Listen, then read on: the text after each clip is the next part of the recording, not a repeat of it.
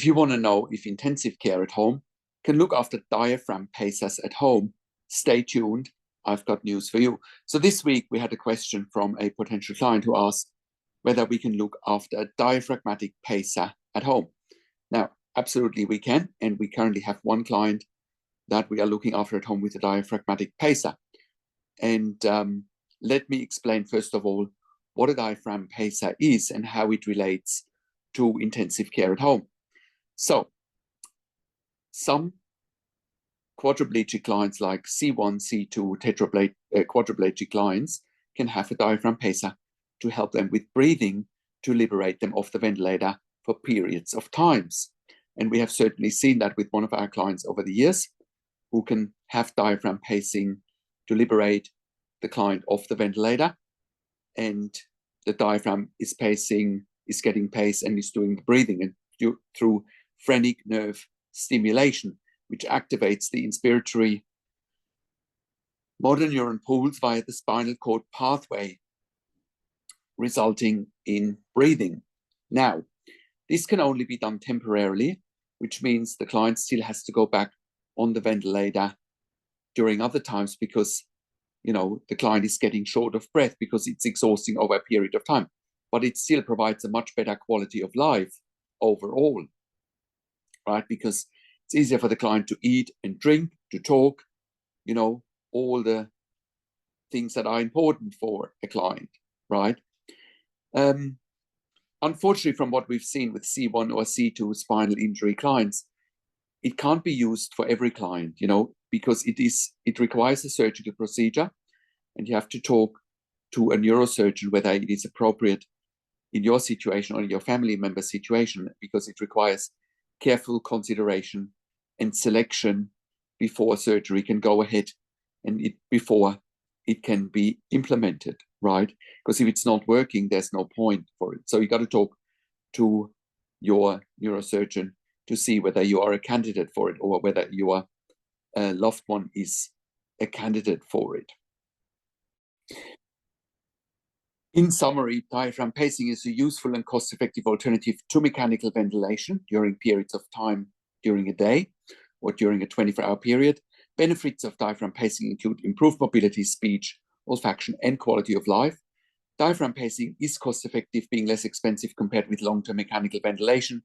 Diaphragm has few side effects and complications. I slightly disagree there from my experience, from my extensive experience after having worked with intensive care at home for nearly 15 years now. And when I have seen diaphragm pacing in the community, it's definitely cost effective. It is less expensive compared to mechanical ventilation, but I've not seen a client that can only be on diaphragm pacer. They still need a tracheostomy. They still need mechanical ventilation for periods of the day. Therefore, I also agree that diaphragm has fewer side effects and complications compared to mechanical ventilation. The only issue that I've seen with diaphragm pacing is that some patients clearly feel short of breath after a period of time. They do need to go back on the ventilator to get the extra ventilation, to get the PEEP, to get the volume, which a diaphragm pacer probably can't quite give them. That is my experience. I also believe that some clients with a diaphragm pacer have a high CO2 when they're being diaphragmatic paced for too long.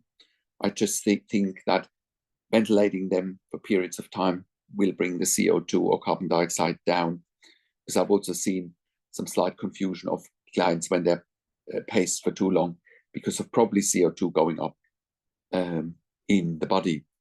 So that is what I can see with the diaphragm pacing and what I've researched, but also from my own experience.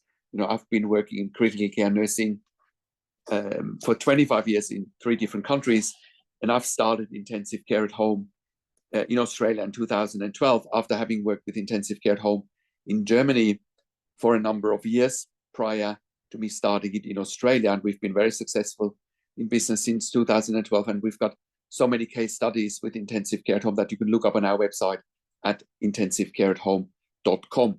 And with intensive care at home, we are currently operating all around Australia, in all major capital cities, as well as in all regional and rural areas. We are an NDIS approved service provider all around the country. We are TAC and WorkSafe approved in Victoria, iCare in New South Wales, NIISQ in Queensland, as well as the Department of Veteran Affairs all around the country. Our clients receive funding through public hospitals, private health funds, as well as departments of health. We are the only provider in Australia in 2024 that has achieved third-party accreditation for intensive care at home nursing. No other provider has created policies and procedures for intensive care at home and successfully implemented them in the community like we have. Nobody has built that much intellectual property in the community when it comes to intensive care at home nursing than we have. We are therefore in a position to employ hundreds of years of critical care experience in the community combined. We're also providing level 2 and level 3 NDIS support coordination, as well as TAC case management in Victoria. Our NDIS support coordinator, Amanda Riches in Victoria, has a wealth of knowledge, and I'll put a link towards a video where I did an interview with Amanda. If you're at home already and you're watching this and you're wondering, do I need intensive care at home? I'll give you an example, because if you're at home already and you realize what you have at the moment isn't working, or where you're stuck in an ICU, or your family member is stuck in an ICU, or if you are at home already and you're going back to ICU all the time, or you're going back to ED or to hospitals all the time, or any other issues that keep you in ICU long term or get you back to hospital regularly, you absolutely should reach out to us and see whether we can help you at home, get you home and keep you at home predictably. I'll give you an example. One of our first clients over 10 years ago was at home on a ventilator with a tracheostomy, but had a team of support workers and general registered nurses without ICU experience looking after them. And of course, they couldn't keep them at home. The client spent the majority of his time in ICU because support workers and even general registered nurses without ICU experience are not skilled to look after ventilation and tracheostomy at home. It is an intensive care nursing skill, full stop, and you can look that up on our mechanical home ventilation guidelines page on our website. And those mechanical home ventilation guidelines are evidence-based. And when the client realized that his setup isn't working because he spent a lot of time in ICU, he engaged us and we proved our model overnight, and we kept him home and out of ICU predictably. So if you're in a similar situation, I encourage you to reach out to us. Or if you're working with a provider that can't keep your roster stable or out of hospital for whatever reason, then I'll also encourage you to reach out to us. Because we know there are so many vulnerable clients in the community who are at risk of dying without intensive care at home. There are many clients that have died in the past because support workers couldn't manage medical emergencies when it comes to ventilation and plus-minus tracheostomy. Once again, reach out to us at intensivecareathome.com, call us on one of the numbers on the top of our website, or send us an email to info@intensivecareathome.com. And if you're an NDIS support coordinator watching this and you're looking for nursing care for your participants, please reach out to us as well. Or if you're looking for funding for more nursing care for your participants, or you don't know how to go about it, or what evidence to provide for more nursing care, I also encourage you to reach out to us. We can help you with the advocacy. We also provide NDIS specialist nursing assessments done by our critical care nurses with a legal nurse consulting background. And if you are a critical care nurse and you're looking for a career change, we're currently offering jobs for critical care nurses in the home in Melbourne, Sydney, Brisbane, Albury, Wodonga, in Bendigo, as well as in Warragul in Victoria and in Geelong. If you have worked in critical care for a minimum of 2 years, pediatric ICU ED, and you have already completed a postgraduate critical care qualification, we are delighted to hear from you. I have a disclaimer because we are offering a tailor-made solution for our clients, which includes regular staff. Our clients want to have the same staff coming over and over again because they are so vulnerable and so special. It's all about building those relationships with our clients and with our team members and having regular and stable teams. That means if you're looking for agency work where you can come and go, working for intensive care at home is probably not the right fit for you on a long-term basis, because our clients want the same staff coming back over and over again. So coming to us is all about building relationships with our clients and their families, and with us, of course. We want to build a relationship with you so that it remains a win-win situation. And if you're an intensive care specialist or ED specialist, we also want to hear from you. We're currently expanding our medical team as well. We can also help you eliminate your bed blocks in ICU and ED for your long-term patients or for your regularly readmitting patients. We're here to help you take the pressure off your ICU and ED beds. And in most cases, you won't even pay for it. And if you're a hospital executive watching this and you have bed blocks in your ICU, ED, respiratory wards, please reach out to us as well. We can help you there as well.